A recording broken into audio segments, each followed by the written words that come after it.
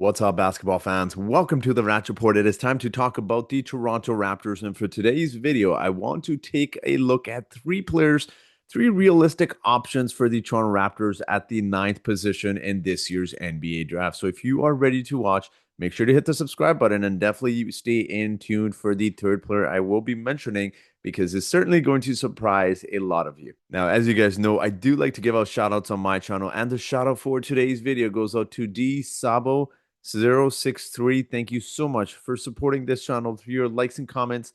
It is very much appreciated. So obviously we all have our favorites. There's no denying that we all have our biases as well. When we talk about who the Toronto Raptors should draft, we obviously have heard my favorite players like Igor Demin, Rasheer Fleming as well. But let's talk about some more realistic targets for the Toronto Raptors at the ninth spot. And let's start with one player who I haven't seen a lot of people mention. I have been seeing a lot of actually mock drafts talk about the Toronto Raptors potentially taking this player at the ninth position, and this is no other than guard Kasparas Yakachonis. Now, why do I think the Toronto Raptors could draft someone like Kasparas?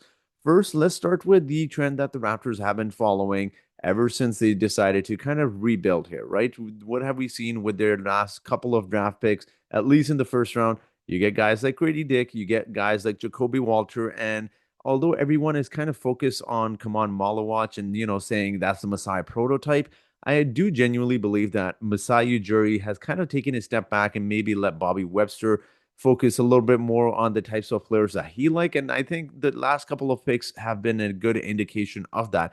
Now, why do I think Raptors could choose someone like Kasparas Yakachonis? You may ask, one reason is his ability to break down defenses with his speed, his agility, and how he is able to dribble the basketball.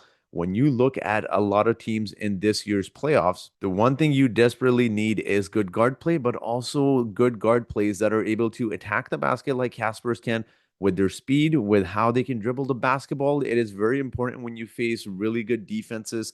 And we've seen that with Tyrese Halliburton as well. The reason the Pacers are doing as well as they are, and the reason they've beaten some teams that most people weren't expecting, like the Cavaliers and the New York Knicks, is because you need those speedy guards that can attack the basket. But what this also does is it opens up the floor so much for the other players around you. When you face zone defenses, if you don't have half court offense, that is really challenging to really face those kind of teams when they play defense like that. But then obviously the Raptors have Brandon Ingram. I know people are going to suggest that, but you need someone that is able to blow by defenders, attack the basket. Now, the one downside about having someone like Kasparas is you need three-point shooters around him because he is not a good three-point shooter himself.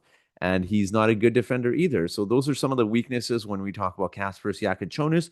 But just overall, if we're talking offenses, if we're talking half-court offenses, no one does it better than Kasparas in attacking the basket, getting his own points, but also finding his teammates as well. He's a decent passer and he's only 19 years old, which says that he has a lot of room to grow. And it wouldn't surprise me if he does become a good shooter as well. And for the ninth position, I think with Kasparas in a lot of mock drafts, a lot of people have him falling to the 10th, the 13th, 14th spot. I definitely do think that he should be available for the Toronto Raptors to draft at the ninth position. So this would give the Toronto Raptors something they currently do not have in guard play. Emmanuel Quickly is good. He's great at three-point shooting.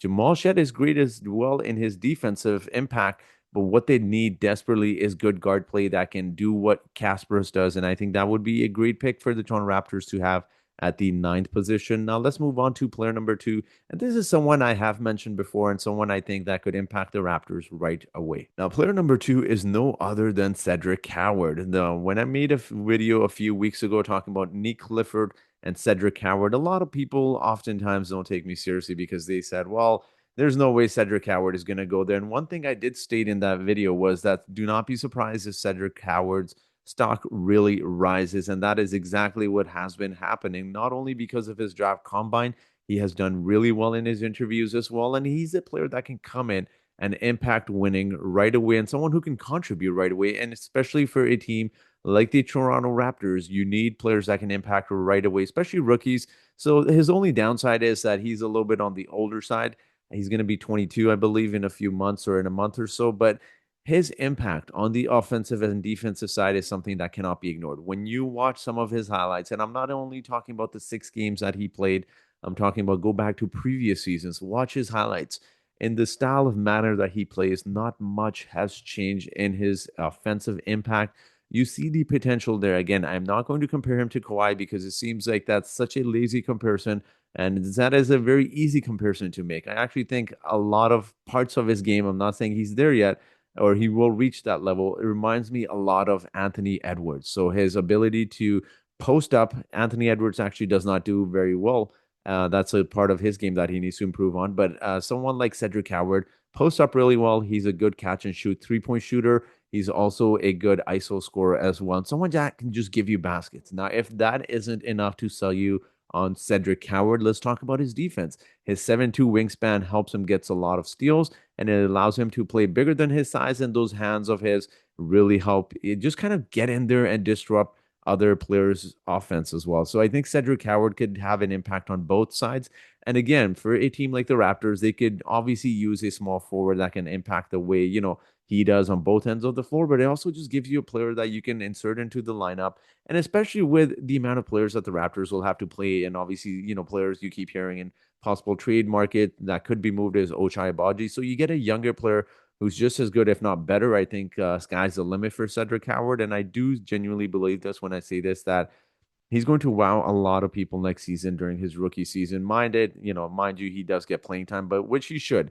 I think a lot of teams will look at Cedric Howard as a player that can come in and impact right away, but also do not be surprised when he's putting up baskets in a hurry.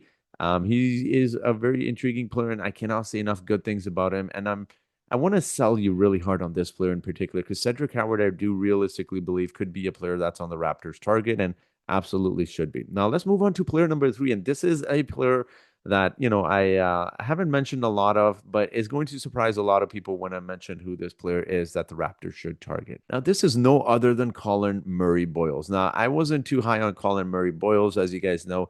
I don't like him and Derek Queen too much for the Toronto Raptors because of their fit. But the more you think about it, guys, would you really be upset if the Toronto Raptors drafted someone like Colin Murray Boyles? Absolutely not. Look, like I said, we all have our favorites, we all have our biases, but Colin Murray Boyles is a very unique player for several reasons because he's a 6'7" guy. He's about to be 22 in a month, actually tomorrow, I believe. So he's a little bit on the older side, which is fine, but his ability to attack the basket, he's very aggressive. He's obviously known for his defensive impact as well as his rebounding, but he can also pass the ball as well. He's a smart, high IQ basketball player. And, oftentimes when we talk about good defensive players, the details don't really get mentioned. For someone like Colin Murray Boyles, his positioning on the defensive side is really good. Again, he fights through physical contact, which is good. He is a very physical player himself. And on the defensive side, one thing I really admire about him is he fights hard through pick and rolls, which is good, but he also just positions himself in a very intelligent manner where he's not trying to overdo things or he's not trying to chase blocks. He just positions himself so well. And that is one of the reasons why he's actually able to get a lot of steals and block shots as well, because he knows where to position himself.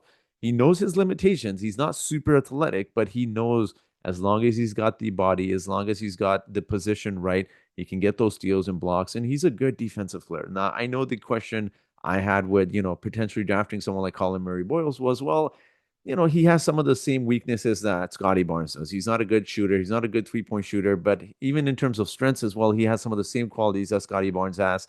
But one thing I do want to mention with Colin Murray Boyles is when you look at teams right now in the NBA playoffs, you'll notice that in the last 3 or 4 minutes of the game, you'll notice that they go for small ball centers. And I think Colin Murray Boyles can play that position because when you look at I want to use the Pacers as an example because you have someone like Tyrese Halliburton who's so good at getting those mismatches where he just blows by the center, and that kind of forces teams to go a little bit smaller because you don't want those mismatches happening in late game situation. And this is where Colin Murray Boyles really comes in.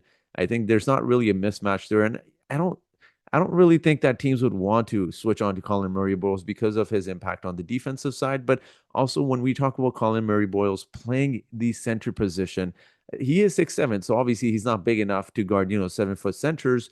But when you have certain centers like Miles Turner, for example, who's not a good post player, yeah, he can hit those occasional hook shots. But this is where the physicality of Colin Murray Boyles kind of comes in, where you can kind of box out, Miles Turner and really use their physicality to your advantage and have those kind of players guarding some of the taller centers. So again, Colin Murray Boyles, I would not be upset with. I know he has a lot of weaknesses that don't solve the Raptors' problems, but I do genuinely believe he would be a really nice pickup for the Toronto Raptors. And I'm warming up to the idea of him, becoming a Toronto Raptor. Look, I know there's a lot of overlapping skills that he has with Scotty Barnes and just overall what this team needs, right? But his passing ability cannot be denied. He's very physical in the paint.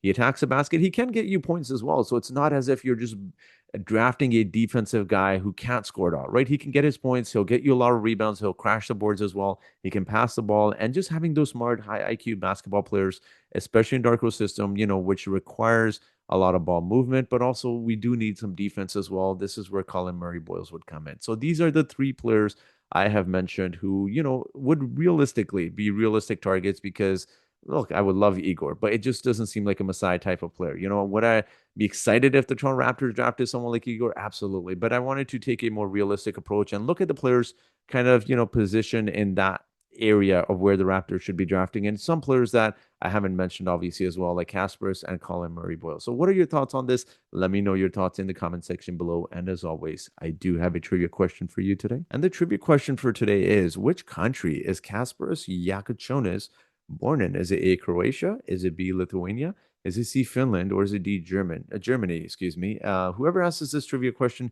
correctly first in the comment section gets a shout out in my next video. So that will be it for today's video. Thank you so much for watching, and I hope you guys have yourselves a great day, and hopefully my camera quality didn't get messed up as it did in my last video. So thank you guys once again. I apologize I haven't been responding to comments as quickly as I normally do. It's just been super busy with work and just been really busy in life in general. So again, I appreciate your comments. I do read them. I just haven't had the time to respond. So thank you once again, and I hope you guys have yourselves a great day.